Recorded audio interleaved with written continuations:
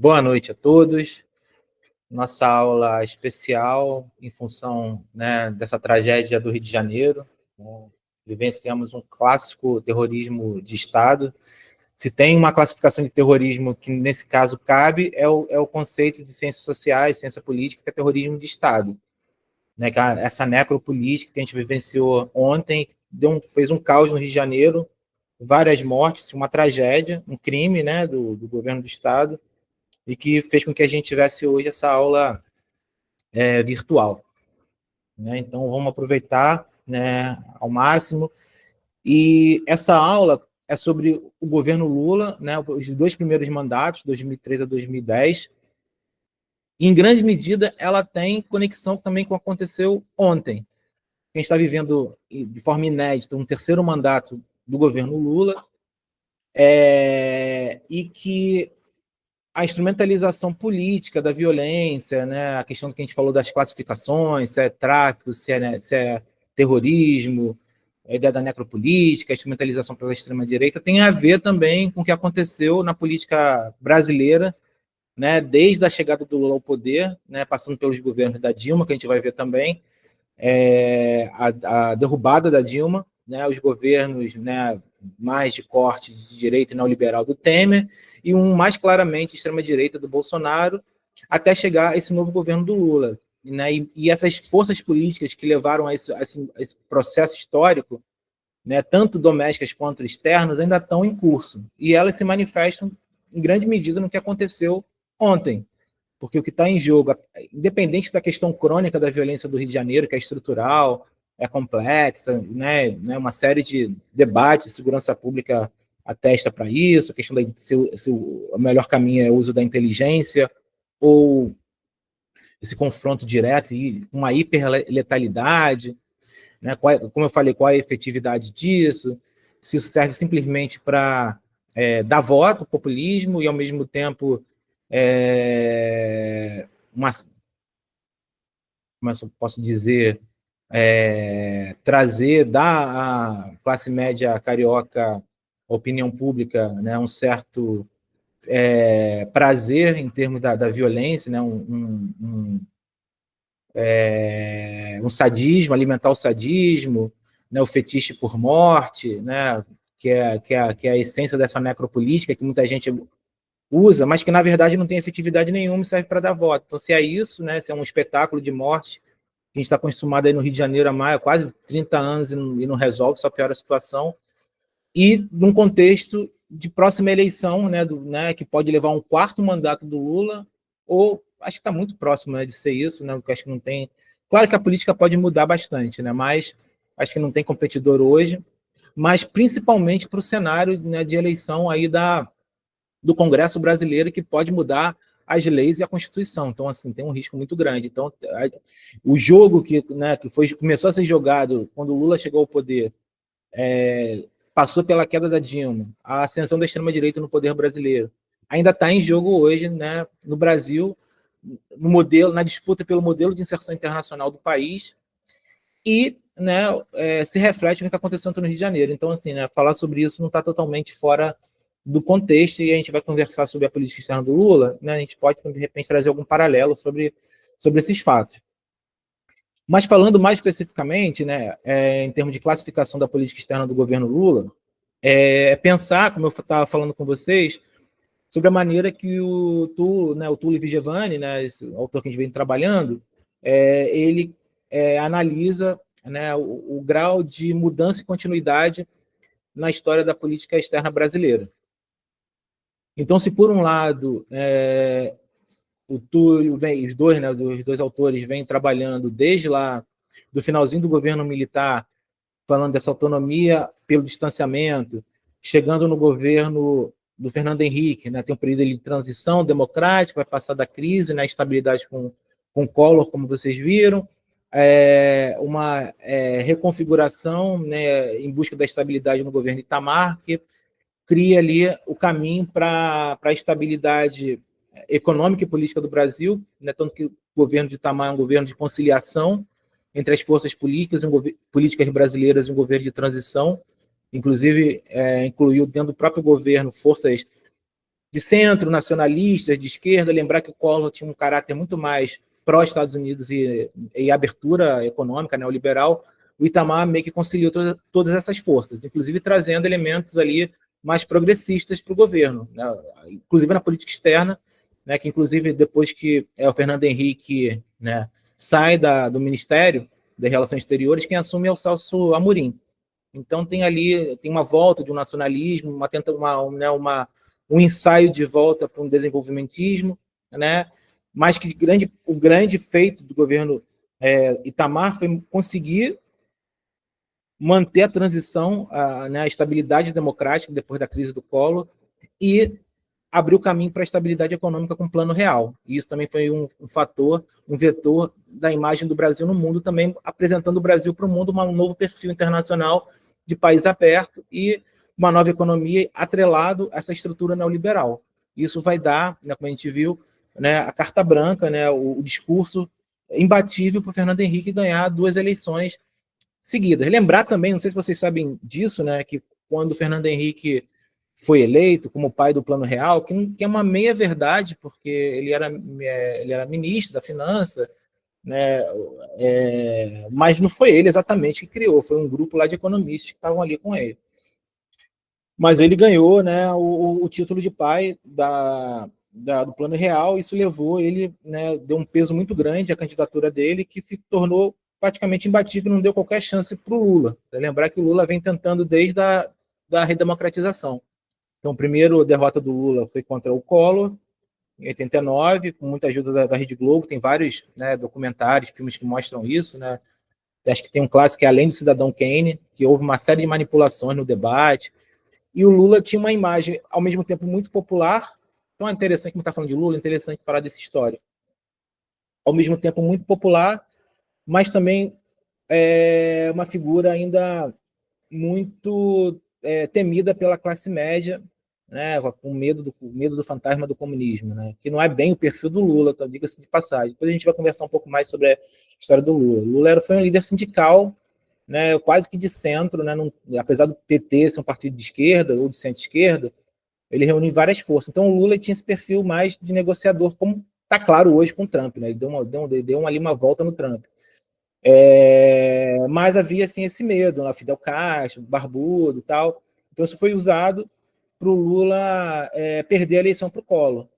E na eleição seguinte, quando o Fernando Henrique também foi se candidatar, o Lula também não teve chance, porque pelo peso que o Plano Real teve e pela postura do PT naquela época também, que era contra o Plano Real, porque, né, apesar de não estava claro que daria tão certo, e também pelo custo social, né, que teve também o Plano Real. Não foi um plano assim que foi feito sem impacto econômico, impacto social. Então o PT era contrário, porque era uma reforma estrutural muito profunda dentro dos marcos do neoliberalismo. Então ele tinha uma posição contrária. E isso foi usado contra o PT.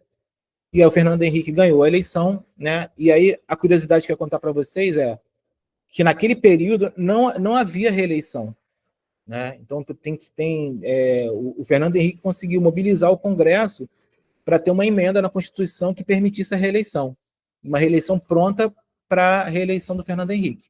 Também não haveria qualquer possibilidade de qualquer outro governo, outro presidente entrasse que pudesse ameaçar a continuidade do Plano Real, que deu certo assim, no primeiro mandato do governo Fernando Henrique. Depois começou a dar água, né, que isso abriu caminho para a chegada do Lula ao poder. E aí tem vários escândalos também, é bom falar sobre isso, né? Que falam a questão de mensalão com Lula. Então falam que o primeiro grande mensalão, ou possibilidade de ter havido, foi a compra de votos do Fernando Henrique para conseguir viabilizar a votação da reeleição. Então, a partir do governo Fernando Henrique, voltou a ter esse modelo, esse formato que a gente tem hoje de mandato de 4 anos com uma possibilidade de reeleição por mais 4 anos seguidos, né? Podendo voltar, depois de um intervalo, voltar de novo, como foi o caso do Lula. Então foi uma novidade aí que praticamente fez com que o mandato do Fernando Henrique, na verdade, fosse um mandato de 8 anos direto, porque ele mesmo construiu a reeleição dentro do seu governo, que deu uma continuidade para ele. Né? Mas, assim, e aí, dentro desse modelo que eu falei do Túlio Vigevani, se lá atrás o modelo era autonomia pelo distanciamento, que o Brasil era mais fechado, né? Você tem desde o período Collor, né, depois das crises econômicas, da década de crise, a partir do governo Collor tem as ondas de liberalização do Brasil. O Brasil vai cada vez mais se atrelar a essa nova estrutura neoliberal que vai se tornar global com o fim da Guerra Fria. Então, você tem o primeiro grande impacto no governo Collor, que inclusive dá um choque no governo Collor, além das crises, né, de corrupção e tudo mais, essa abertura sem planejamento Collor muito rápida, causa um refluxo na sociedade e no empresariado brasileiro, que ainda era bastante nacionalista. E, ao mesmo tempo, né, então isso também foi um baque no governo Collor, que também, para alguns, também que levou a se tornar um governo instável.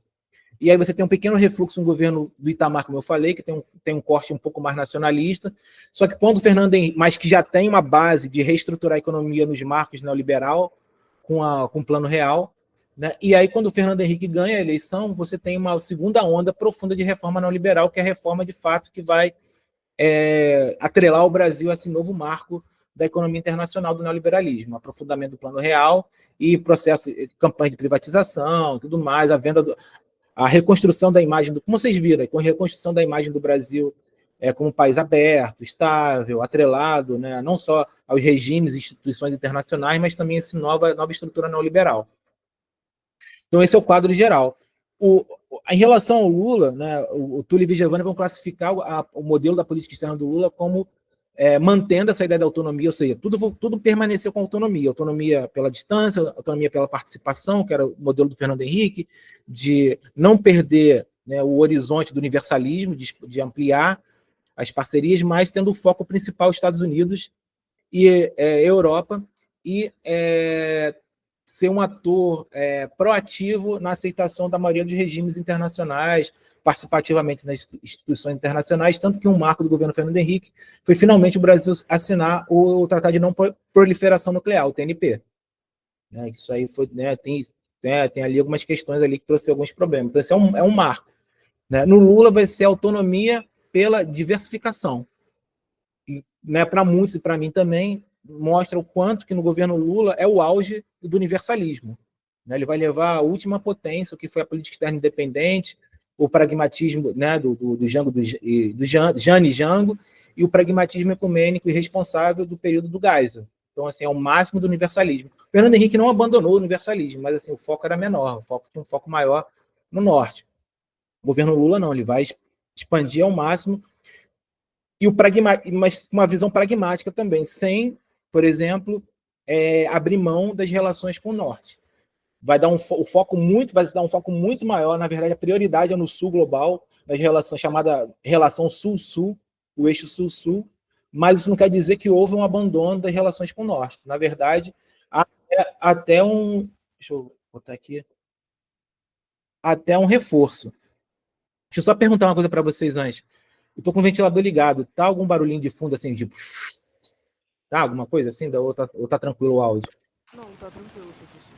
Não, tá de boa. Tá limpo o áudio, tá tranquilo. E por que é a mão para baixo? Não entendi.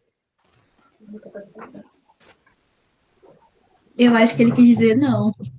Ah, tá, entendi. Não, tipo, tá dando para ouvir sua voz direito. Porque não tá. Ah, beleza. Então o investimento, só para mostrar, meu investimento foi bom. Tô aqui. É um condensador. Eu gosto de microfones também. Então, assim, isso aqui é um condensador, né? Diferente de outro tipo de microfone que é um cardioide. Assim, eu fiz aula de áudio, né? Então, isso aqui é um bom microfone. Tem que dar a voz uma. Oi? Tá dando Quem falou? aulas de comunicação? Não entendi. Aulas de comunicação. O que tem? Ah, tá. Eu que tô dando. Porque eu tive aula de áudio. Então, assim, tem vários tipos de microfone. Para a voz, o melhor é esse condensador, que tem uma outra estrutura assim, de captação da voz. Mas para showzão assim, né, de banda, é melhor o outro, que é o modelo, aquele clássico redondinho, que segura mais pressão. Mas voltando aqui para o tema, que deixa eu lembrar onde é que eu parei. Caramba. Então, assim, no governo Lula, né, teve essa característica, então, lembrei. De não abandonar, na verdade, não só não abandonar relações com o Norte, mas reforçar essas relações. A diferença não haveria uma subordinação. Né? Essa relação seria pautada pelo interesse nacional. E aí a ideia da autonomia e do pragmatismo ficam muito fortes aí. Então, por exemplo, a relação com os Estados Unidos na época do governo Lula foi reforçada, mas o governo Lula não se dobrava aos Estados Unidos. E isso, até porque o Brasil também tinha uma margem, poder de barganha maior, uma margem de manobra maior pela diversificação, e que não teve ali muitos problemas em relação à divergência. Por exemplo, até hoje o Lula fala, até o que é a base que ele tem para negociar com o Trump e não ter assim, qualquer problema, que ele teve uma ótima relação com o Bush, né? O Bush viu ali no Lula meio que o sonho americano. Qual é o sonho americano? Né? É o homem que se faz sozinho, é o self-made man. O Lula veio do nada, de Guaranhuns, né? Lá no Nordeste, uma cidade mais pobre, passou fome, veio de caixeiro viajante para São Paulo e virou presidente. Então, para o Bush, isso era uma história ali de sucesso do capitalismo, vamos colocar assim, né? Do cara que vai assim e luta, né? Da meritocracia. Então, isso já teve ali um canal de aproximação. E os dois se deram bem e a relação do Brasil com os Estados Unidos aumentou muito, né?